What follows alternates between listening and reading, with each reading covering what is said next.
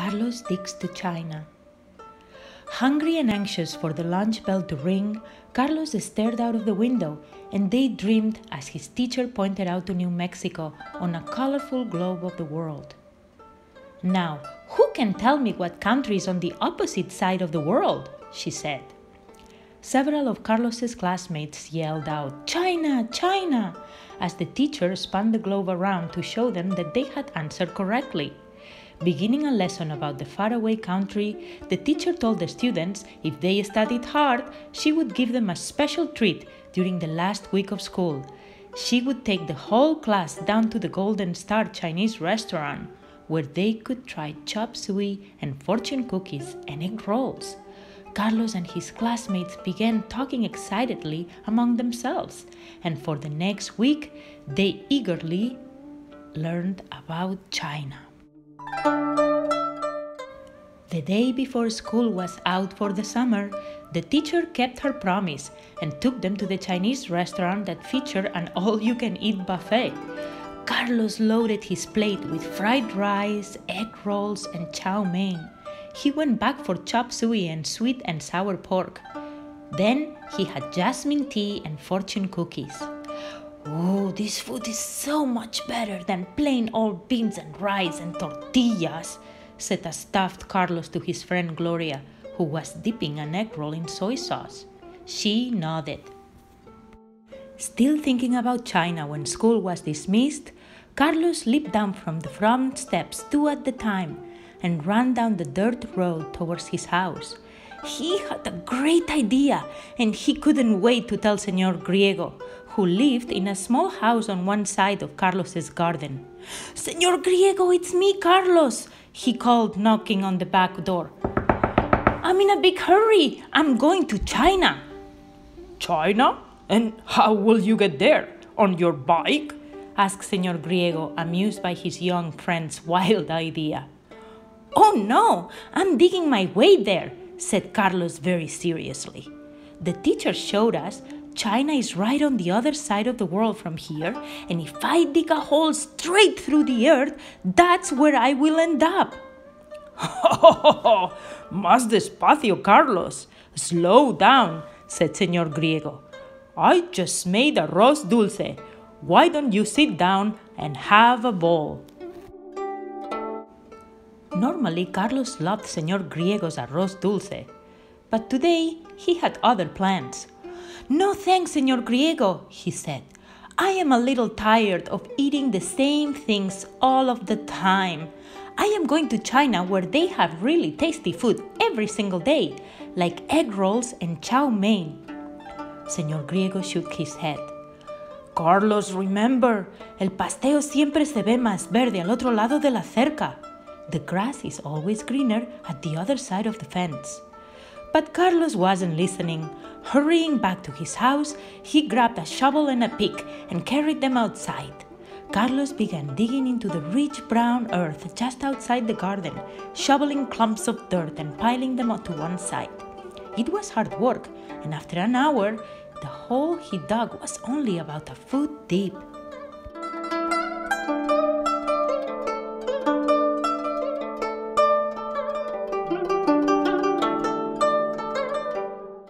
On the second day, Carlos's hole grew more than 3 feet deep. By the end of the first week, he stood in the hole, and the ground was level with the top of his head. He proudly showed off his hard work to his father. He had blisters on his hands, and the muscles in his arms ached. But he knew that with each shovelful of dirt, he was getting closer to China and the delicious food he would have when he arrived there. "Buena suerte.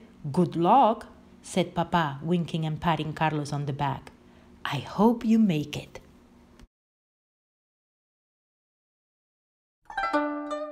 One afternoon, Señor Griego stopped by to check on Carlos's progress.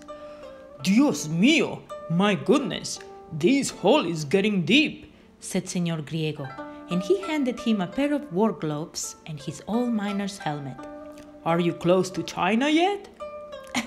"Oh no, not yet," Carlos grinned. "I have a long ways to go, Señor Griego. China is clear on the other side of the world, you know." Oh, I know. Well, I brought you something to eat. Some empanadas my sister made, said Señor Griego. Carlos took a big bite of one of the pastries. It was filled with apples in a sweet sauce. It was truly delicious. Empanadas are good, but in China I will eat something better. Chop suey, Carlos said. A few days later, Carlos's friend Gloria visited him. She brought Carlos a snack, bizcochitos, cookies flavored with cinnamon and anise seed that she baked herself. Carlos took a taste of one of the cookies. These cookies are good, but in China the food is so much better. When I come back, I'll bring you all the fortune cookies you can eat, he told Gloria. Halfway into the summer, Carlos's hole grew so deep that he had to borrow a tall wooden ladder to climb down. His mother begged him to forget this project, but friends and neighbors began gathering around the top of the hole, patting Carlos on the back and encouraging him whenever he came out to rest. Carlos liked the attention and worked harder than ever, but as the hole grew deeper, it was hard to tell which direction he was digging. Exactly which way was China? Carlos wondered. The hill of dirt that he shoveled out of the tunnel grew higher and higher. He climbed out of the hole several times a day just to greet the onlookers who cheered and lined up to shake his hand. When people asked him when he expected to reach China, Carlos boldly answered, "Soon, very soon." The mounting pile of earth attracted even more curious people who spilled over from Carlos's yard into Señor Griego's. Neighborhood children slid down the steep dirt pile on cardboard boxes. Families brought picnic baskets and spread out blankets underneath the trees. One man opened a cart and sold green chile burritos and sodas.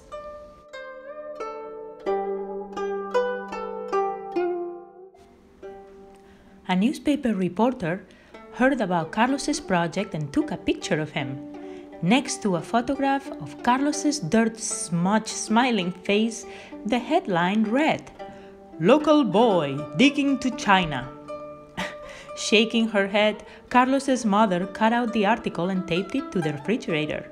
Soon, visitors came from miles away, and the scene behind Carlos's house took on a festive air. A mariachi band entertained with trumpets and violins, and folklorico dancers in colorful fancy skirts swirled through the crowds. A nearby field became a parking lot, and brightly colored hot air balloon floated overhead. The crowd grew more anxious to see when Carlos would break through to China. As the weeks passed, people continued to ask when he would get there. Any day now, he answered confidently.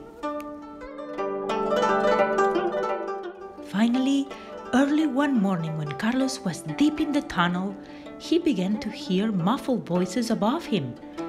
Could it be that he was finally nearing China? He worked underground later than usual that night, convinced that he would reach his destination the next day. Carlos began to daydream about what it would be like in China.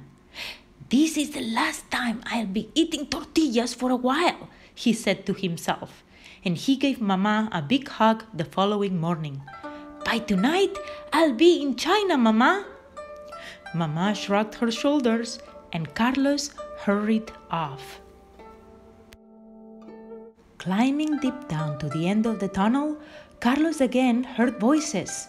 Digging all day into the afternoon, he finally began to break through the earth on the other side. Frantically, he continued shoveling with all his might, until all of a sudden, his head popped out just above the ground. Eyes squinting in the bright sun, Carlos took his first look at China. Instead, he saw a circle of familiar-looking people peering down at him. "Señor Griego, what are you doing in China?"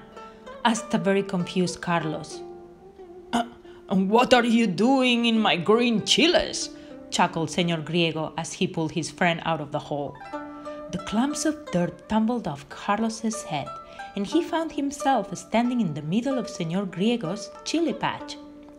Carlos felt a little foolish as he looked over and saw the huge pile of dirt and the ladder still sticking out of the hole in his own yard, just 20 feet away. Just as suddenly as it had gathered, the crowd that was attracted by Carlos's project began to scatter. The mariachi band packed its instruments and left, followed by the dancers and the burrito vendor. Soon, the only people left were Senor Griego, Gloria, and Carlos.